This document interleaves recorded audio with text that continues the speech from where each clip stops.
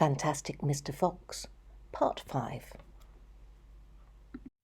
Chapter 12. Badger. Mr. Fox and the 3 remaining small foxes dug fast and straight. They were all too excited now to feel tired or hungry.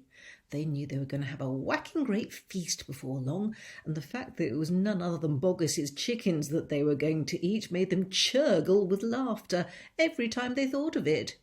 It was lovely to realise that while the fat farmer was sitting up there on the hill waiting for them to starve, he was also giving them their dinner without knowing it. "Keep digging," said Mr. Fox. "It's not much further."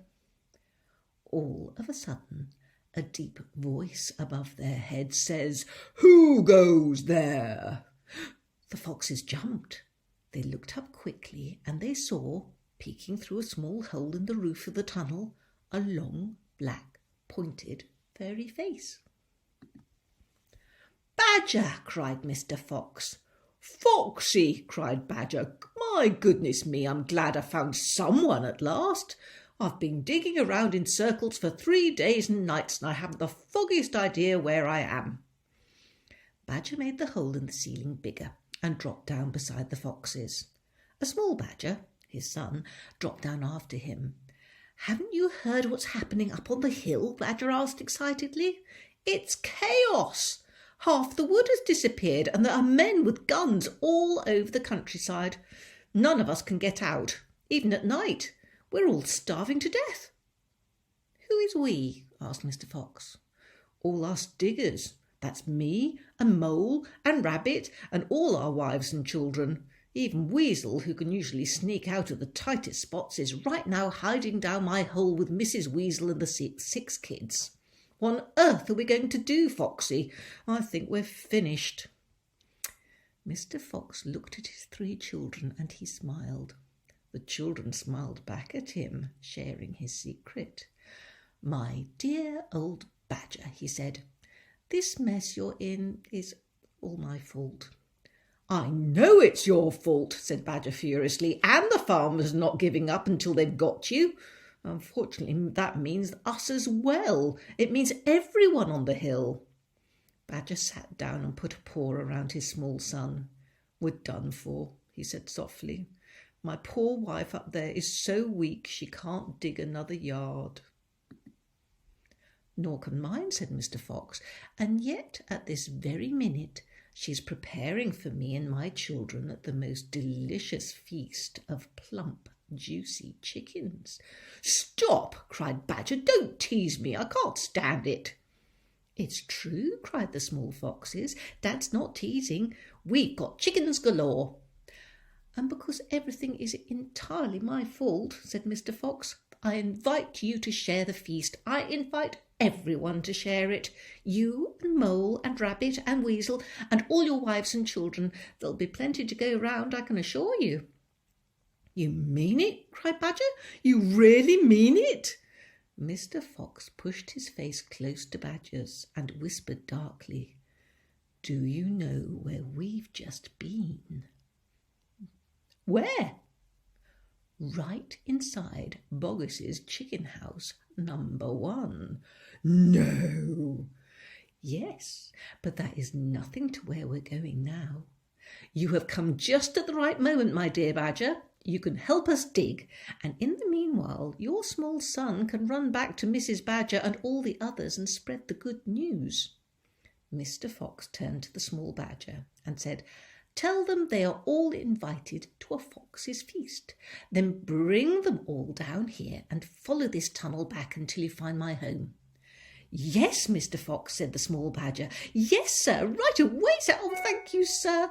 And he scrambled quickly back through the hole in the roof of the tunnel and disappeared. Chapter 13. Bunce's Giant Storehouse. "My dear Foxy," cried Badger, "what in the world has happened to your tail?" "Oh, don't talk about it, please," said Mr. Fox. "It's a painful subject." They were digging the new tunnel. They dug on in silence. Badger was a great digger, and the tunnel went forward at a terrific pace now that he was lending a paw. Soon they were crouching underneath yet another wooden floor. Mr. Fox grinned slyly, showing sharp white teeth. "If I'm not mistaken, my dear Badger," he said, "we are now underneath the farm which belongs to that nasty little pot-bellied dwarf, Bunce. We are, in fact, directly underneath the most interesting part of that farm." "Ducks and geese," cried the small foxes, licking their lips. "Tender, juicy ducks and big fat geese." "Exactly," said Mr. Fox. "But how in the world can you know where we are?" asked Badger. Mr. Fox grinned again, showing even more white teeth. "Look," he said, "I know my way around these farms blindfold. For me it's just as easy below ground as it is above." He reached high and pushed up one wooden floorboard, then another. He poked his head through the gap. "Yes," he shouted, jumping into the room above, "I've done it again. I've hit it smack on the nose, right in the bull's-eye. Come and look." Quickly Badger and the 3 small foxes scrambled up after him. They stopped and stared. They stood and gaped. They were so overwhelmed they couldn't speak, for what they now saw was kind of a fox's dream, a badger's dream, a paradise for hungry animals. "This, my dear old Badger," proclaimed Mr. Fox, "is Bunce's mighty storehouse. All his finest stuff is stored in here before he sends it off to market." Against all of the 4 walls of the great room, stacked in cupboards and piled upon shelves reaching from floor to ceiling, were thousands and thousands of the finest and fattest ducks and geese, plucked and ready for roasting. And up above, dangling from the rafters, there must have been at least 100 smoked hams and 50 sides of bacon. "Just feast your eyes on that," cried Mr. Fox, dancing up and down. "What do you think of it, then? Pretty good grub." Suddenly, as though springs had been released in their legs, the 3 hungry small foxes and the ravenously hungry Badger sprang forward to grab the luscious food. "Stop!" ordered Mr. Fox. "This is my party, so I shall do the choosing." The others fell back, licking their chops. Mr. Fox began prowling around the storehouse, examining the glorious display with an expert eye. A thread of saliva slid down one side of his jaw and hung suspended in mid-air, then snapped. "We mustn't overdo it," he said. "Mustn't give the game away, mustn't let them know what we've been up to. We must be neat and tidy and just take a few of the choicest morsels. So, to start with, we'll just have 4 plump young ducks." He took them from the shelf. "Oh, how lovely and fat they are. No wonder Bunce gets a special price for them in the market." "All right, Badger, lend me a hand to get them down. You children can help as well. There we go. Goodness me, look how your mouths are watering. And now I think we'd better have a few geese. 3 will be quite enough. We'll take the biggest. Oh my, you'll never see finer geese than these in a king's kitchen. Gently does it. That's the way. And what about a couple of nice smoked hams? I adore smoked ham. Don't you, Badger? Fetch me that step-ladder, will you please?" Mr. Fox climbed up the ladder and handed down 3 magnificent hams. "And do you like bacon, Badger?" "I'm mad about bacon," cried Badger, dancing with excitement. "Oh, let's have a side of bacon, the big one up there." "And carrots, Dad," said the smallest of the 3 foxes. "We must take some of those carrots." "Don't be a twerp," said Mr. Fox. "You know we never eat things like that." "It's not for us, Dad, it's for the rabbits. They only eat vegetables." "Oh, my goodness me, you're right," said Mr. Fox. "What a thoughtful little fellow you are. Take 10 bunches of carrots." Soon all this lovely loot was lying in a neat heap upon the floor. The small foxes crouched close, their noses twitching, their eyes shining like stars.